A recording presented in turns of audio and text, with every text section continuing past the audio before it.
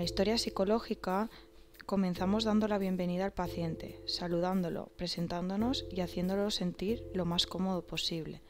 Le explicamos la finalidad de la evaluación y el tiempo de duración de la consulta.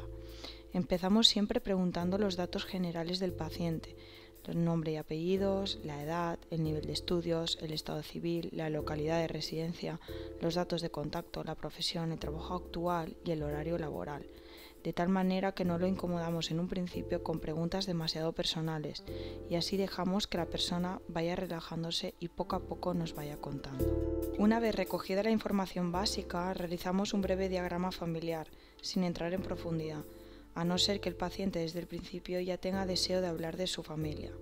Según la información recopilada, preguntamos por las edades, la duración de las relaciones, las profesiones y el lugar de residencia de los hijos, pareja, padres, hermanos, abuelos y tíos. Seguidamente, el punto a tratar es la motivación del paciente a la hora de acudir a la consulta, las expectativas creadas en el tratamiento y los objetivos que presenta, además de las dificultades. Esta serie de cuestiones podrá facilitarnos las esperanzas del paciente en el tratamiento e incluso qué obstáculos se contemplan, así como la influencia externa para la consecución del trabajo en consulta. Teniendo en cuenta que el paciente acude derivado del dietista nutricionista, debemos tener en cuenta que éste habrá realizado previamente un estudio integral de todos los aspectos relacionados con el estado de salud. Sin embargo, al psicólogo le resulta interesante registrar la evolución del peso y los tratamientos realizados anteriormente, como por ejemplo el tipo de tratamiento llevado a cabo, las dificultades encontradas, los resultados obtenidos, así como el apoyo para llevarlo a cabo, además del grado de satisfacción. Dentro de este apartado resulta fundamental centrarse en los factores que influyen en las variaciones de peso y en todos aquellos relacionados con la vida del paciente, ya que será sobre estos sobre los que se basará gran parte de la intervención psicológica. Tenemos que tener en cuenta además que no solo hemos de conocer qué le ocurre al paciente, sino también identificar cómo le influye esta situación tanto a nivel físico, psicológico y social. Una vez conocido cuál es el motivo por el cual el paciente necesita el apoyo psicológico, continuamos profundizando en las relaciones familiares y de pareja, tanto en la actualidad como los vínculos establecidos por el paciente y su familia en el pasado. Abarcamos sobre la familia de origen y la familia actual.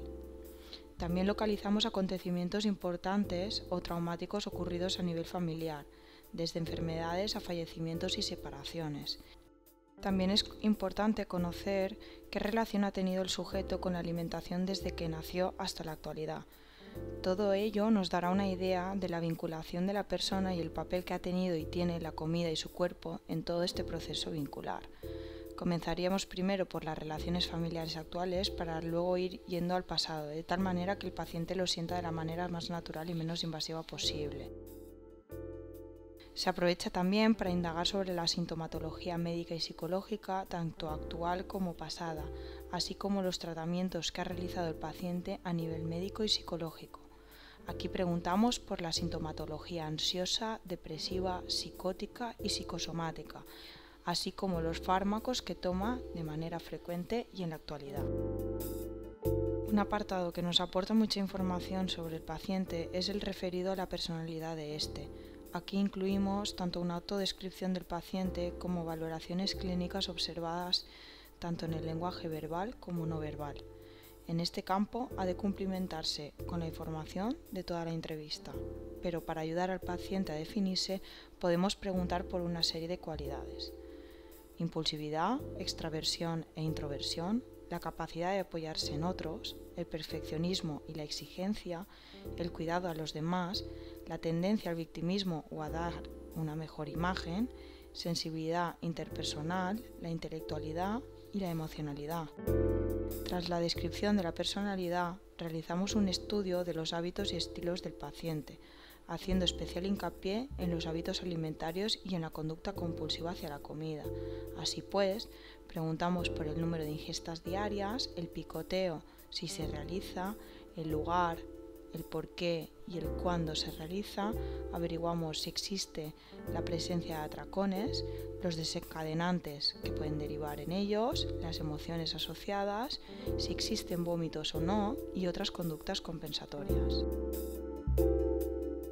Otras áreas importantes a tratar son la actividad física y el ejercicio físico, las aficiones, el tiempo libre, los hábitos tóxicos y los hábitos de sueño.